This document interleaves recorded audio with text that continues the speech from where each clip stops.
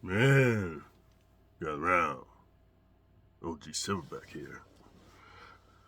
And just like the last few days, I've been here back east. And actually, as of today, it's been 1 week. Wow, time goes really fast when you're busy helping people, man. Um, there's no stories of victory and glory as I'm still under the weather, man. And I've been doing everything in my power to get in front of this, man. But when you go from one extreme climate like 90 degrees tropical like in Southeast Asia with humidity and everything like that, then you cross all these different time zones and continents. Then you come to the East Coast where it's 20 degrees, dude, and the wind's blowing, the snowflakes is coming down, and the rain's different here. Excuse me, guys, I gotta clear this out, man, because I don't want to get sick. I'm afraid because I remember last time I was this sick, I caught I don't know how you say it on YouTube, the 19 or the V. I don't know, the COVID, man. I don't want to catch that, man. So I'm just going to go ahead, man, and talk to you guys as I get ready for my day, man, because there's no time like the present, dude, to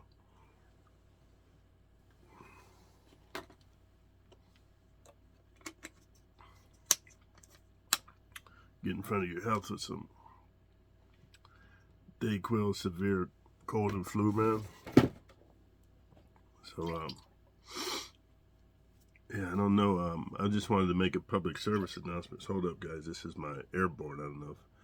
Thanks to Drew Grass, he was saying get some airborne, so I got some, man. So I'm taking it down.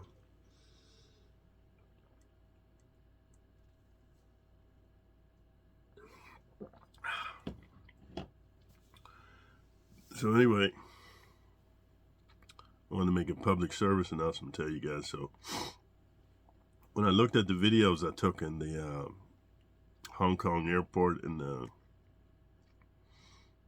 the San Francisco airport, it weren't that great, man, because I was like overwhelmed. The airports are huge, dude. Like, wow, I never been to Hong Kong. That place is huge. If you Google Hong Kong airport, I'm not gonna say it's the largest in the world. I haven't been to every airport in the world, but I know it was the largest one I've ever been to. And I've been to Dallas International, JFK, Los Angeles International, San Francisco International, and Atlanta.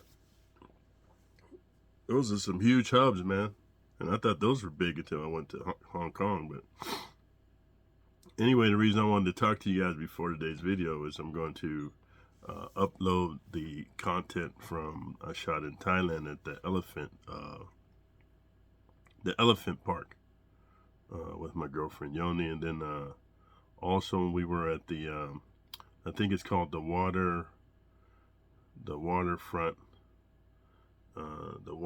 market, or the water market or something like that. So I'm gonna upload those, and then in between there I'll try to give you guys some prison content, but it's pretty hard because my schedule's not my own. So I don't know when I can do video because I have to sit down and go back in time into when I was incarcerated, and then actually go back into my body to feel what I was feeling, whether it was the adrenaline or the excitement or the anger or even the fear. But I want to share something with you guys talking about fear. Let's talk about this, guys, because a lot of you guys get the impression I wasn't afraid in prison, and dude, I'm fearless. That's furthest from the truth. What happened was, excuse me, guys, I need to take this there, this Vicks. You only turned me on to this right here. And no, it's not Coke, it's a Vicks vapor to open up my my nasal passage. So, what was I saying? Yeah, I wasn't fearless, dude. What it was is I did something called transmutation, and all that means is I took one emotion and I transmuted it or used it as fuel for another emotion. So whenever I felt fear, I would take that fear, and whether I did it psychologically or spiritually or emotionally, I don't know how I did it. I just did it. I would take that fear and I would use it for fuel to fuel my anger and my savageness, dude. And so they even have a book on sex transmutation, meaning that when you're feeling horny and sexual toward a woman who she feels you're out of her league, and let me tell you, nobody's out of anybody's league. It's just that they're open to interact with you where you're at, because every human being deserves love and to be appreciated and valued and esteemed, right? But a lot of westernized women, man, they got this hot girl summer mentality just because of they had a beautiful mother and a handsome father, so they come out with the genetic lottery and looks and physique and figure. They think they're better than everybody when they can get their head ripped off like anybody else. And so you simps, you beta male simps, and you manginas and you cucks, you put these women on the pedestal. Oh, please, just let me smell your farts. You're so wonderful. All that kind of stuff, man. Let me tell you something. When you put a woman on a pedestal, she'll treat you like a fan. Like a fan. Like a groupie. So, there's books on sex transmutation. You meet a woman who she feels she's out of your league because nobody's out of your league. And she's talking down to you, and she doesn't give you the time of day, and you want her for whatever reason, even though, you know, the guys who have been having my coaching calls, I tell you that, dude, you only want the women who want you. If a woman doesn't want you, man, move on, dude. There's this movie I recommend you watch. It's called Bedazzled. And it shows this nerdy square dude, which I think are the best dudes in the world. And some athletes, man, that come from well-to-do families are nerdy. Like Steph Curry, he's a nerdy dude, but he has athleticism, he has money. He doesn't need to be hood. But I think nerdy square dudes are the best dudes, geeky dudes. You know, if I had daughters who were so inclined to listen, or a sister who was so inclined to listen, I would give her to a nerdy square geeky dude, because those are the best dudes. They believe in commitment, fulfillment, honesty. What's the word called when you don't cheat on somebody? Fidelity, being honorable, and you know, they put women on a pedestal too, but in a healthy way where they look into, you know, take care of the woman and to protect and provide, you know, and to look out for her. But that's what I would do. But there's a movie called Bedazzled, and they show this geeky, nerdy, square dude, and he's in love with this girl. And I mean, I guess she's attractive. She's not my type, but he's in love with her, and she doesn't give him the time of day because she likes bad boys. And so then he makes a pact with the devil to become the type of man that he thinks she wants. And there's 5 different archetypes he becomes. I don't want to spoil the movie because I encourage you guys to watch the movies. Whenever I recommend a movie or a book, dude, or a song, those of you that are here to be educated, illuminated, enlightened, man, stop the video, man, and go watch the movie or get the book. And shout out to you, Honest Grad, man. You were talking about the books I recommended in my last couple of videos. And what I want to say to you guys, man, I recommend 3 things for you, man, because I read a lot of books, dude. Over my life, I was telling my girlfriend, Yoni, I've had volumes and volumes of libraries, very similar to what you see on Games of Thrones when the one fat dude who ran from the zombies or the White Walkers, and he got to the place of knowledge. And there's just books and books and shelves and buildings of books. I didn't have it that good, but I did have a complete wing of my house. It was just nothing from books, from the floor all the way up, and I had to get on the scaffold because I'm a seeker of knowledge, man. And that's what floats my boat. It's not watching movies or going to clubs or traveling or hanging out with exciting people or going to yacht parties. That don't float my boat. What floats my boat is to take in knowledge and information to make it my own so that I can be the best version of myself. But anyway, there's 5 archetypes of men that he became each one of these trying to capture the heart of this lady, and it just didn't work.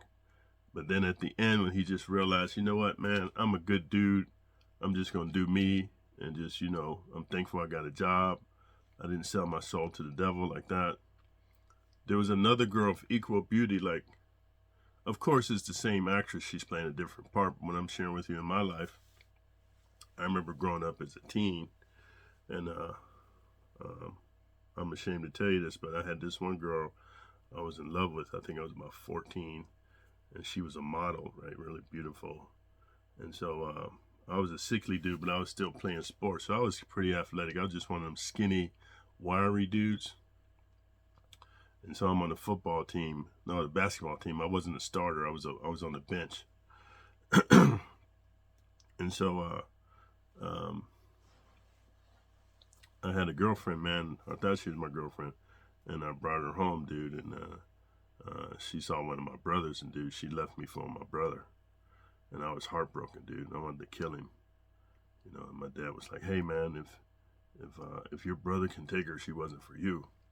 So let's just say she looked like an orange. Let's just say, because there's oranges, apples, pears, bananas. There's all kind of different people. Don't you know, man? Like I was 14. So 10 years later, dude. No, let's say I don't want to exaggerate. 5 years later, when I'm 19. Yeah, 19 years old. I'm in San Francisco, California, dude. Bodybuilding, doing martial arts, doing powerlifting, just living my best life, dude. Met Arnold, Lou, training with Tom Platz, right? Just living my best life, going down to Venice. Just wow, I never knew life could be that good. I met another orange, looked just like her. I thought it was her, but she wasn't a cheating piece of shit, and she really was into me. But then I had realized that, you know what, man? The more you love a woman, the more you lose. So you want the woman to love you more. So then I'm not proud of it. I treated her really bad to make up for how that lady treated me. But I'm just goes to show you that there's an archetype of people. And I don't know if you guys are familiar with this. There's a word called a doppelganger. Everybody, they say, has a doppelganger. I believe there's a mold or a template. I believe there's 5 people that look just like you, man. That's my belief. I don't have anything to back up the theory, but I wanted to share that with you. So anyway, I'm rambling because I'm on this NyQuil, dude, and it's just got me loopy. But the main thing I wanted to share with you, I'm going to upload, after this video, I'm going to upload my Thailand footage, dude. And then in between, when I'm not helping my mom, I'll shoot some prison content. But for today, dude, the topic of today's video is in prison. If you don't want to join a gang, do this important thing. And I had to save this for last because the best is the last, dude. And I want to be honest with you. I'm gonna tell you this one thing here. Prison is a gang-ran environment, and there's no way around it. So let me be clear, because I don't want to make you guys think there's a hidden message where you got to wait till the end. I'm gonna tell you the answer right now. Prison is infestation of gangs because everybody's a coward. Even the guys you think that are big or strong, even the booty warriors, the booty bandits, dude, the gorillas and the savages and the bears in there. Oh my, everybody's afraid. And what they do is they mask their fear with aggression and violence and domination of weaker people. Because some people, there's 2 types of people. Some people feel fear and they freeze up and cower like, oh, please don't hurt me. And other people feel fear like me, and they use the fear as anger, and they move forward. You shall not dominate me, like that, right? So the guys that are like me, I don't want to call them alphas or sigmas or Cro-Magnums or Neanderthal, but let's just say they're more like the predators. Let's say that to keep this easier. And the guys who, when they feel fear, they freeze up and they cower up like a deer in the headlight, like a deer in the headlights. You know what I mean? Like a possum, they just freeze up. Let's call them prey. There's predators and there's prey in prison. So in maximum security prison specifically, if you don't want to join a gang, do this one important thing. And all it is, I'm going to be honest with you, because I seen a guy yesterday making a comment talking about, oh, OG Silverback, you said that you was forced to join a gang. That's a fucking lie. That's not what I said. What I said was, when I wanted to lift weights, I had to lift weights with the Bloods when I was on 1 yard, because you can't lift weights as an unaffiliated. You have to choose a car to lift weights with. So just because I'm lifting weights with the Bloods doesn't make me a Blood. It just makes me lifting weights during the Blood time slot. Every race, every gang, every affiliation has a time slot on the yard. There's different benches. There's a northern bench, southern bench, Sereno bench, Norteño bench, other bench, Bloods, Crips. It's weird, man.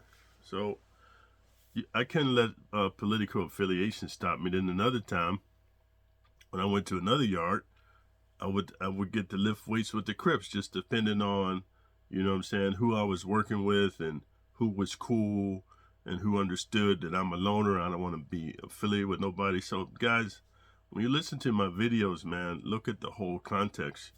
You guys remind me of people that be taking quotes out the Bible to support stances you have without looking at the whole context, dude. I was talking about as far as when it's talking about lifting weights on the yard, because you can't lift weights back. There's no individual benches. You got to lift weights. And when you're lifting weights, it's about at least 10, 15 people of that car or group lifting weights. That's why when it's your set to hit the bar, when you get the bar, you got to put in work. That's why I made a video on why inmates are so much more jacked than people on the street, and the reason why inmates don't trip. I'm gonna give you the secret. Inmates don't trip on it. Oh, I got to do 8 to 10 reps or 8 to 12 reps. Inmates work off of a pump. If you ever watch any of Cali Muscles videos when he was swole, it's all and CT Fletcher before he got sick. It's all about a pump, man. They doing 50 to 100 reps, man. Because you got to wait till the bar goes around. Like, you get in line, so you get on the bench. Let's say they start out on the bench. Like, say, I'm gonna just make this up. Let's say they started with 100 pounds.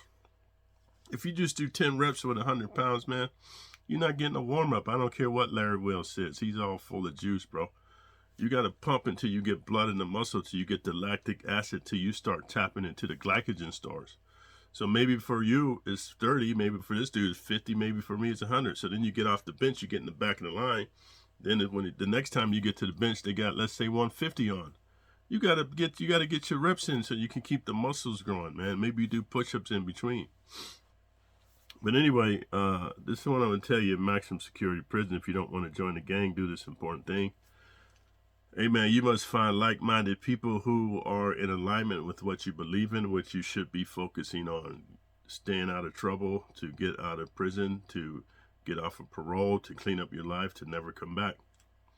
So it's kind of hard to find people that fulfill all 5 of those, because a lot of people in prison are blatant homosexuals. They love being in there because they can just do the butt fuckery without their family members knowing, or their homeboys knowing, or their children knowing, or their wives knowing. They just undercover. It's called the down low.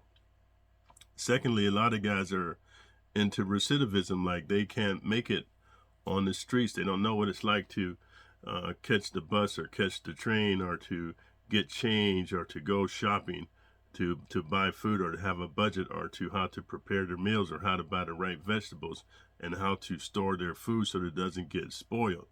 They don't know how to shop for clothes, dude. They don't know how to save money to put last security deposit on an apartment. Like, they're basically cripples. They're societal cripples, and that's why they flourish in prison. I'm gonna make a separate video now that I talked about it. I'm gonna make a note to myself on why people that flourish in prison don't flourish on the street, and you square dudes who end up in prison. Like, let's just say you about some stuff out here, like the fantasy movie Shot Caller and An Innocent Man, those kind of fantasy flicks where you got these high-powered executives go to prison and they end up being shot callers. That's not true. It's fiction, bro, because the mentality that it takes to be big time in prison, it makes you a loser on the street. And the mentality that it takes for you to be very efficient and effective and successful on the street, it makes you a victim in prison. So the answer to the video is, in maximum security prison, if you don't want to join a gang, do this important thing. You must get into networking, find people that believe what you believe in, which is, hey man, let's just, protect ourselves from getting our masculinity taken. Let's stay away from drugs, gambling, and prostitution with the homosexuals and stuff. And let's work out and be strong, and let's protect ourselves from the wolves and the predators and the lions and tigers and bears. We got each other's backs, and we just got a clean program of going to work, working out, man, and we associate with each other, we spread with each other. And so basically what you're doing, for you youngsters who don't understand, you form your own gang. So, you know, there's different words. I hate this, man. I remember when I was in Salinas, California.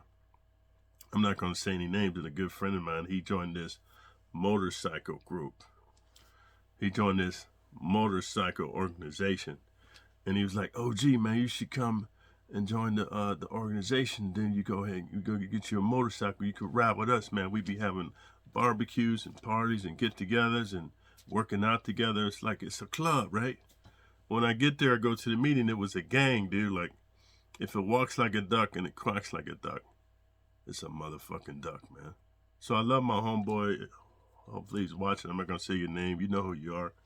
He ended up becoming the vice president of this motorcycle organization. But dude, anytime you have large numbers of men who have a collective consciousness and they believe in the same thing and they hang out together and they eat together and they do stuff together, this is a gang. And remember this, a rose by any other name still smells as sweet. So if you like this type of educational content, man, thumbs up the video and leave a comment for the algorithm. Let me know your thoughts if you've been incarcerated in prison, even if you've been to level 1 band camp and level 2 smarts camp and level 3 kumbaya camp. If you're part of a protected society, let me know your thoughts on if you don't want to join a gang to start your own gang. And then if you're new to the channel, subscribe and most importantly, share a video.